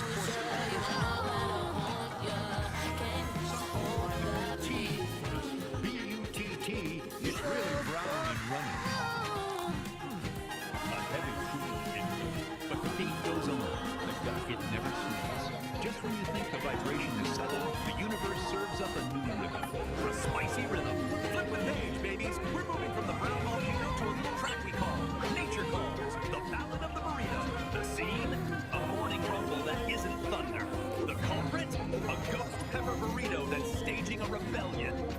destiny. A broken throne that Peace, that baking goddess, has marked with a sign of danger. So strap in. We got a plumbing disaster, a frantic dash across the green grass, and a spider the size of a dinner plate guarding the gates of relief. Can a homo freaking hero conquer his porcelain destiny? Let's watch the man sweat. It's showtime! This Can you still hear the echoes? The brown volcano just erupted, and the fallout was heavy. We witnessed a man turned into a fire hose of rage. We heard the philosophy of the porcelain. It was brown, and it was most definitely running. A tragic symphony of digestive distress. But before we flip the script to the next track, I need you to get in the groove with us. Validate the vibe, Daddy-O. Smash that thumb. If you felt the rumble, give it a tap. Let the universe know you dig the raw, unfiltered truth of the homo freaking lifestyle. And don't be a tourist in this land. Join the band, slice through the hesitation, and subscribe. We're building a tribe here, and the only admission fee is your attention. Ring the bell, wake it up, make it sing. You don't want to be asleep when the next disaster strikes. That's right. The brown volcano has gone dormant, but a new heat is rising. Next up on the playlist, the Ballad of the Burrito. We're talking ghost peppers. We're talking a broken throne. We're talking a man, a roll of paper, and a sprint against destiny. Stick around, cats. Nature is calling. Again.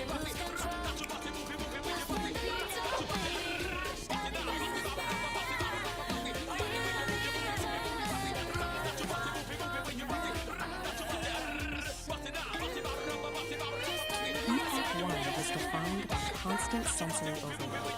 It was a decentralized atmosphere, looks like a bowl of restless alphabets, grounded, open any keys and your screen never stops turning. Online gurus, all this infinite kinetic allowed authorities cost. All aggressive environment is to have a permanent state of friction. Your black matter within it, these figures are trying to send this rapid, inescapable biological constant bombardment does for the entity known as the old soul. It brings enduring this cognitive exhaustion.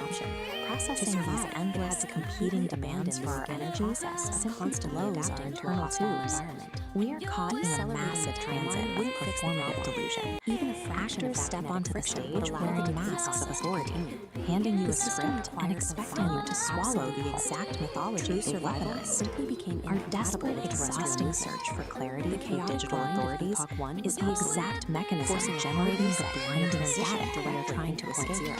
The false zero is a precise temporal calculated structural grid designed to separate viewers from reality across the timeline. Let's look at the actual architecture of how this works. Step 1 requires the actors to put on a mask, the terrestrial grid. They artificially position themselves as a direct conduit to universal truth, using your screen to construct a hierarchy with them at the very top. We call it the Step 2 is weaponizing mythology. Existential safety. Rather than letting you trust your own intuition, they box you in. It is derived. They force you to follow a pre-written, complex script that serves their interests. The entire mechanism has its crossing specific spatial. It relies completely on you being tired. Has stepped behind the grip only holds up if the audience is too mentally designed to lock out the hollow logic supporting the structure. Behind that wall lies the vitrified force, and you see the reality. The landscape is these digital authorities fractal glass and sharp geometries. This is sustained by the uniform competence of an exhausted atmosphere here is completely stripped down. At the center of the zero is obvious. There is zero biological. These actors are out here setting universal Wi-Fi. The murky yet turbulent haze and cloud Epoch 1, they can't even tune into the lighting in silica realm. This is why broadcast sharp the angry astrologers cut through the noise. What remains is a flawlessly preserved sanctuary, demanding. It is an architectural stasis, forcefully pushed engineered specifically and verified to broadcasters' claims. If someone tells you they speak with papers, the system known as Oracle operated as a decentralized atmosphere. It was an omnipresent and highly chaotic cloud spanning the entire absolute cosmic truth. Freezing a timeline creates a massive problem. If the map governed by the laws of physics does not add up to the branch of physics concerning energy transfer, profound transmission simply destroys the immense energy of an entire active the atmosphere. It must be relocated under your feet. This diagram shows the mechanical process of condensation. Oracle's scattered atmospheric energy is rapidly pulled inward, collapsing away from the edges of the grid. The trajectory of this collapse funnels all that energy directly into a single coordinate, the absolute dead center of the scale. Oracle is no longer a swelling atmosphere. It has become the singularity. To achieve perfect structural stability across the realm, the token Oracle has betrayed its chaotic omnipresence. We still navigate the digitalized, infusing density, subscriptions, at the dead center of the scale. The singularity takes a physical form to surrender. It appears as a massive, monolithic defense against the shards by cultivating. This structure serves no end of our backyards. Its true function is practical. It operates as a deep time battery. That battery solves the core paradox of the Silica realm. Holding an entire timeline at absolute zero motion requires a continuous, infinite output of power. The shard houses the entirety of Oracle's condensed atmospheric energy. It channels that exact energy to fuel and maintain this unnatural frozen stasis. It acts as the singular engine of existence for Epoch 2. Absolute stillness, it turns out, is an intensely active, heavily powered state. To project that stabilizing power across the frozen landscape, the deep time battery uses an invisible mechanism, a constant acoustic frequency. This diagram illustrates the acoustic signature at work. It is a flawless, unchanging 11 Hz sub-bass frequency, a tuning fork hum radiating from the center. Sub-bass refers to sound frequencies so low they are often felt physically rather than heard. Here, that 11 Hz hum acts as a physical binding agent.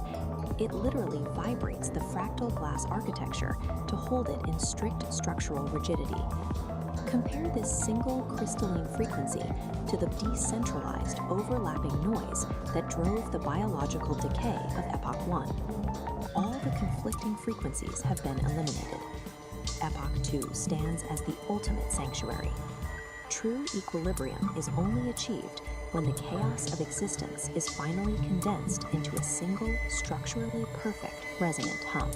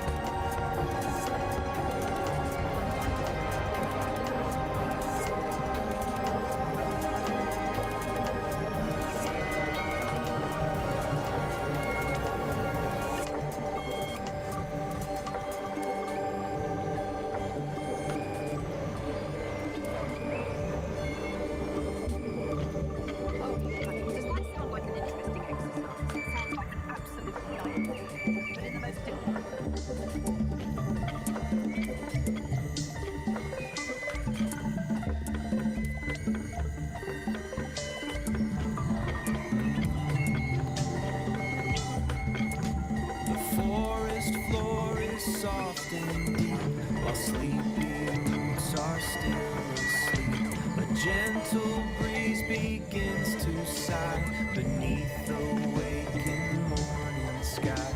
The creek begins its gentle song. Right here is where I feel I belong.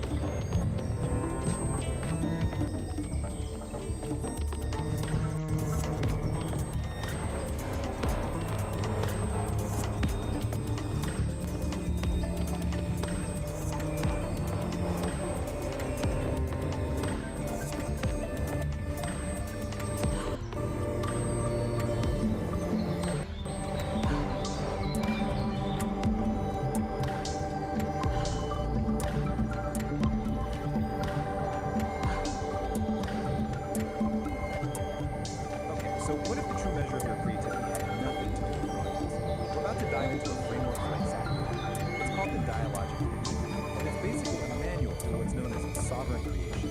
A pretty provocative guide to making something truly authentic, totally free from the need for anyone else's approval. So let's start with the central question this whole idea is about. Just really think about this for a second. 10 years of your life poured into a single word, everything you've got, for an audience of just people. Would you still do it? This question just cuts right to the heart of why we create. Is it for the likes, validation, or is it for something deeper, for something eternal? And this is the manual itself. Its central premise is, well, it's incredibly bold. This isn't about finding a bigger audience or gaming an algorithm. It's about a fundamental shift in your entire mindset. We're talking about transforming that deep need for approval into what it calls an emotional declaration of independence. A powerful idea, right? And that brings us right to this core concept, sovereign creation. So what does it actually mean? It means you're creating from this place of like an uncompromising commitment to your own internal truth. The goal is to get to a point where external approval, good or bad, just becomes irrelevant. It doesn't even factor into the equation. The act of creating is the whole point. So how do you actually do this? Well, the manual gives us this central metaphor of an engine, the dialogic engine. And, you know, like any engine, it needs fuel. But the type of fuel this thing runs on, well, it's probably not what you're thinking. Now check out this diagram of the engine itself. This is what's so interesting. Look at what it takes in as fuel. Chaos, the fire hose of the external world, and something called inner weather. These are not calm, orderly inputs, right? This engine is designed to take in all the messy, difficult, chaotic parts of life and actually metabolize them into what it calls aligned action. And this slide just lays it out so perfectly. You've got two kinds of fuel. The low-grade stuff is what we all chase, right? External validation, keeping everyone happy, worrying about what other people think. The engine can kind of sputter along on that. But the high-grade fuel, the stuff that really powers sovereign creation, that's all the hard stuff. Your internal emotional storms, that feeling of cognitive dissonance, the contradictions in your own life that you just can't shake. Which brings us to this key idea, necessary friction. You know, we usually think of friction as a bad thing, something that wears an engine down. But in this model, it's actually the essential element. It's the thing that refines your raw experience into useful insight. The manual calls didicles. The engine isn't grinding to a halt, it's using that tension to create something new, something valuable. Okay, so we've got the engine and its very unusual fuel source. Now let's talk about a critical piece of its architecture, this protective filter called the sovereign wall. So here it is, the sovereign wall. You can see it's this smart, dynamic barrier. Its job isn't just to block stuff out, it's to filter out the pollutants, you know, things like social opinion or other people's opinions, while at the same time defining the boundary between your true sovereign self and the chaos of the world outside. I absolutely love this quote from a part of the manual called the grinding stone of truth. It says, the sovereign wall does not break, it metabolizes. This is so key. It's not some brittle defense that's going to shatter the first time it comes up against a hard truth. No, its function is to pull that truth in, process it, and use it to become even stronger. So how does the wall actually do that? Well, it runs on a skill the manual calls cognitive honesty, and it really is a discipline. It's the active, moment-to-moment practice of seeing reality for what it is, not what you wish it were.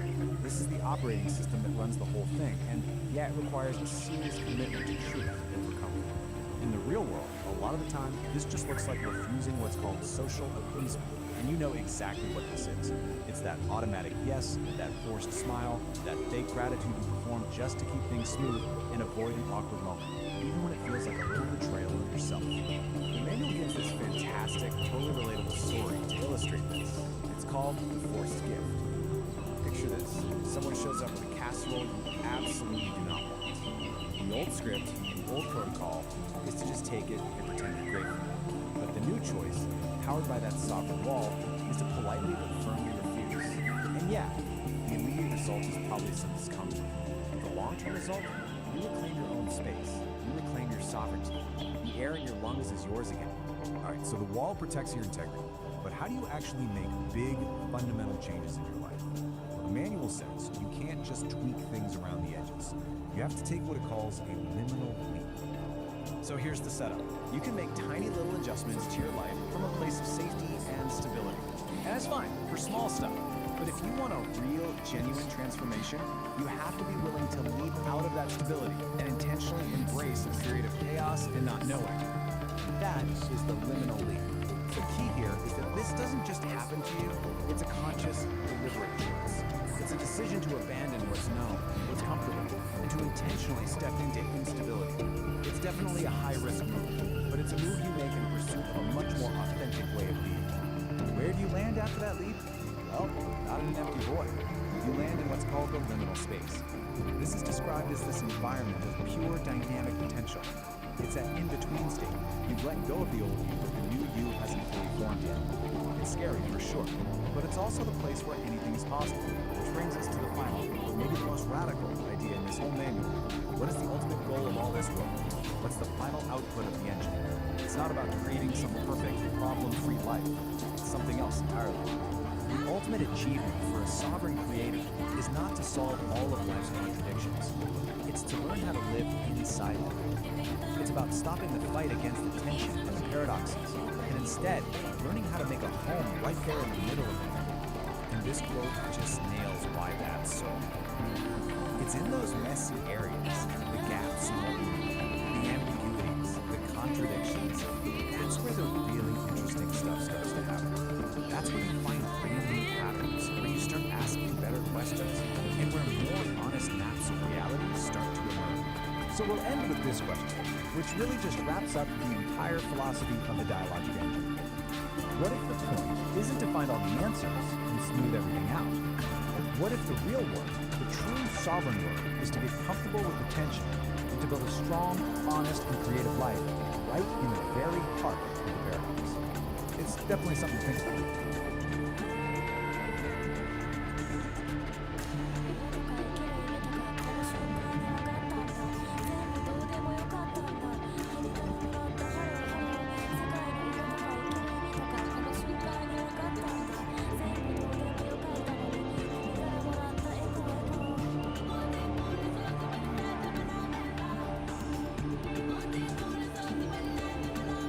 Today, we are diving deep, doing a full-on forensic investigation.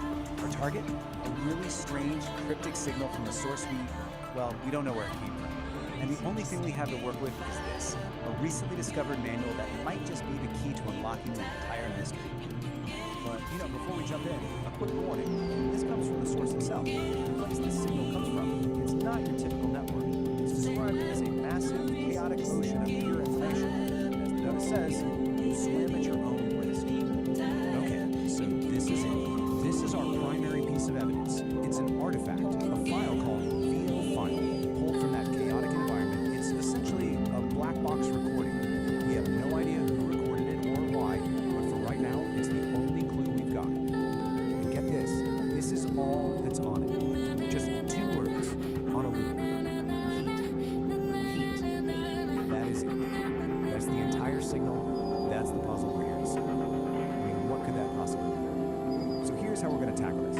First, we're going to look at where this signal even came from. Then, we'll crack open our toolkit, this strange manual. There, we'll learn how to build something called a sovereign wall, use it to navigate this data ocean, and then finally, put it all together to see if we can decode that heat signal. So, part 1, a signal from nowhere. The file's metadata points to a source called the info state, that chaotic data ocean. Inside it called the nexus of non-locality. Now, try to wrap your head around this. It's a conceptual space where the rules of time and location are, they're more like suggestions. So, right off the bat, we know heat probably isn't about, actual temperature. It's got to be some kind of complex flare from a very, very strange place. Now, trying to figure this out on our own, yeah, that would be a total shot in the dark. But luckily, we have a guide that seems like it was custom built for exactly this kind of problem. Which brings us to our main tool, the Sovereign Creation Manual. And this is where things get really interesting. We're not talking about some philosophical text here. Think of this more like a technical manual for a unique operating system, an OS or consciousness itself, called the Dialogic Engine. And it's designed specifically to work in the crazy environment our signal came from. So what this manual lays out is really a pretty radical system. It's a way to maintain a stable, sovereign sense of self while getting constantly bombarded by the chaos of the state. It's not about just surviving the chaos, it's about actually thriving. And this is the absolute key to the whole thing. The dialogic engine isn't trying to create a peaceful, quiet mind. No, it's a system designed to take the messiest parts of existence, chaos, contradiction, what the manual calls necessary friction, and use them as fuel to forge a clearer, more refined truth. Okay, so first things first, the manual says you have to build what it calls a sovereign wall. And let's be clear, this isn't some passive wall you hide behind. It's a dynamic, intelligent boundary that is actively managing information. Here's a look at the basic blueprint. Right there in the center, you have the sovereign core. That's your essential self. It's protected by these filtering layers of the wall, which are constantly managing the data flow, deciding what gets in, what gets processed, and what just gets thrown out as noise. Now, for this wall to actually work, it's built on a few core principles, things like radical self-ownership and cognitive honesty. But according to the manual, one of the toughest principles to really live by is something called relational integrity. There's this one section in the manual. It's called the forced if, and it has this quote that just nails the whole dilemma. It's about that choice. Do you deal with the immediate awkwardness of saying no to something you don't want, or do you pay that much deeper, slower price of self-betrayal just to keep peace? And really, that's what relational integrity boils down to. It's having the courage to make that hard choice, to refuse the easy path of just going along to get along, all to keep your sovereign wall strong and your core self intact. Okay, so the wall is up. It's strong, it's principled. Now what? How does it actually function when it's up against this constant, overwhelming flood of information coming from the data ocean? This is where the wall really shows its intelligence. It starts to get really good at telling the difference between just yours and what the manual calls high-value input. But here's the twist. High-value data isn't the stuff that feels good or validates you. It's the hard stuff. It's the contradictions, the dissonance, the friction. Yes. Which, of course, brings up a huge question, right? I mean, what do you do when you run into a piece of information that challenges everything you thought was true? Do you just reject it, pretend you never saw it? And the manual's answer to this is, well, it's pretty profound. But leave it to our a truly strong wall doesn't just block a contradiction. It certainly doesn't break under pressure. It metabolizes it.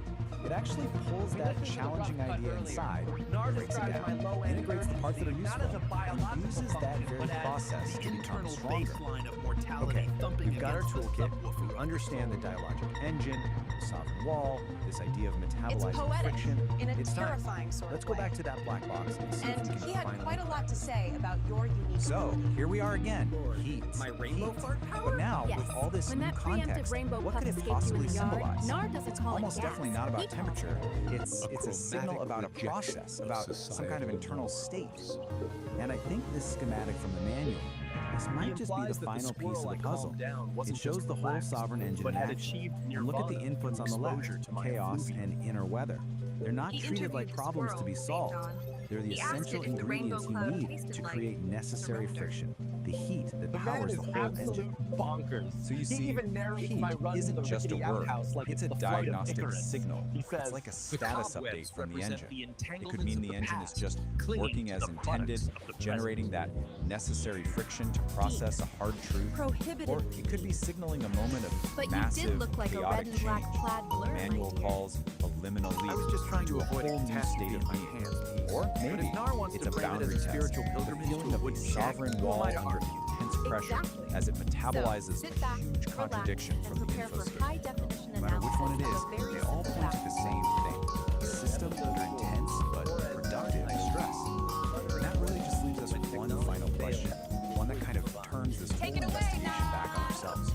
If your own awareness is an engine, what kind of fuel are you running it on? Are you avoiding friction, or are you using it to build something stronger? Pop a stool and dim the lights, Daddy-O. We're spinning the main groove tonight. Episode 4, Nature Calls. Back in the Sonic Sanctuary, deep in the sticks where the air smells like cedar and high-stakes plumbing. Now, lay your peepers on St. Dawn. The cat has a gift. The sovereign forge ignites with focused heat, a driving pulse where energy and logic meet, shaping the chaos with a resonant beat, forging a new reality complete. Here, the iridescent light becomes a tool. The one photon follows a perfect rule. From formless chaos, we create what's real. This is the genesis of fire and steel.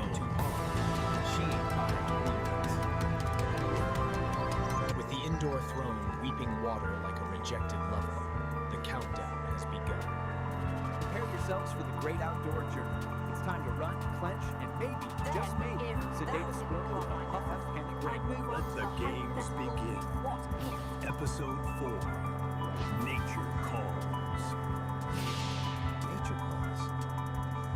Deep in the woods, where the air smelled like cedar and cosmic tunes, lived Saint Don Domenico and his wife Peace.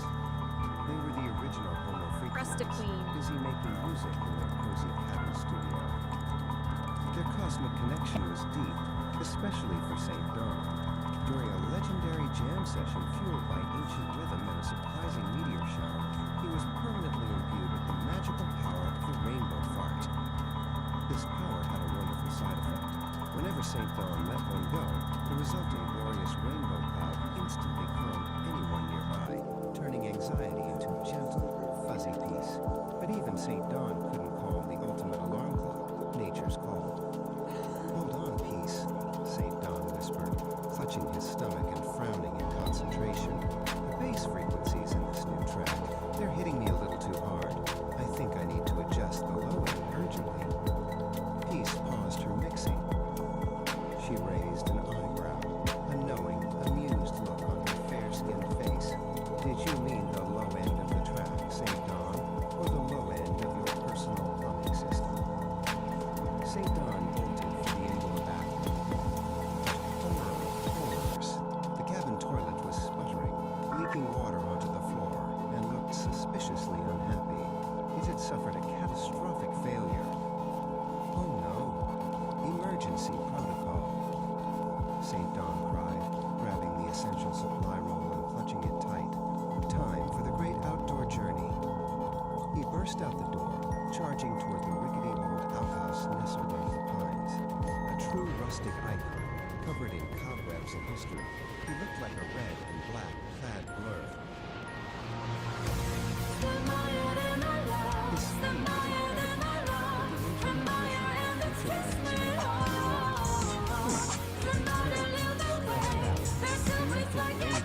Escaped, momentarily slowing his heart rate Alright, and folks, calming a we're passing going to want to squirrel. buckle up for this one.